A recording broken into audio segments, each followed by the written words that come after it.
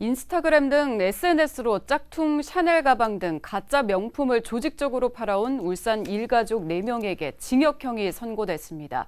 이들이 판매한 가짜 명품, 정품 시가로 따지면 625억 원에 달하는데 법정에서 뒤늦은 후회의 눈물을 흘렸습니다. 구현희 기자입니다. 한 여성이 인스타그램 생방송으로 해외 명품 가방을 보여줍니다. 이마에 사진 잘 찍었대. 봐봐 언니들. 초대받은 200여 명만 볼 수 있는 채팅방에서 가짜 명품을 진짜 명품이라고 소개합니다.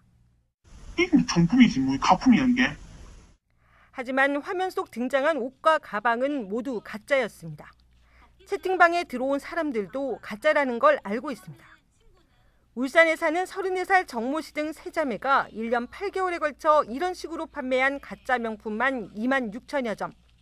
모두 20억 원어치를 판매했는데 정품 시가로 치면 625억 원에 달합니다. 특허청이 오랜 추적 끝에 들이닥친 범행 현장. 일반 가정집으로 위장한 이들의 비밀 작업장에는 가짜 명품 시계와 가방 등으로 가득했습니다. 법원은 상표법 위반 혐의로 기소된 3자매 중 구속된 A씨와 B씨에게 징역 3년과 2년의 실형을 각각 선고했습니다. 또 공범인 동생 C씨와 A씨의 남편 D씨에게도 징역형의 집행유예를 각각 선고하고 이들 4명에게 각각 5억여 원의 추징도 명령했습니다.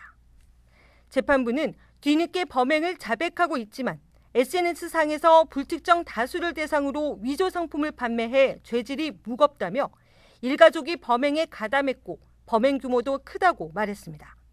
다만 소비자들도 위조 상품임을 알고 구매한 점은 참작했다고 말했습니다. 최근 SNS 이용자가 크게 늘면서 이를 통한 신종 위조 상품 유통도 급증하고 있습니다.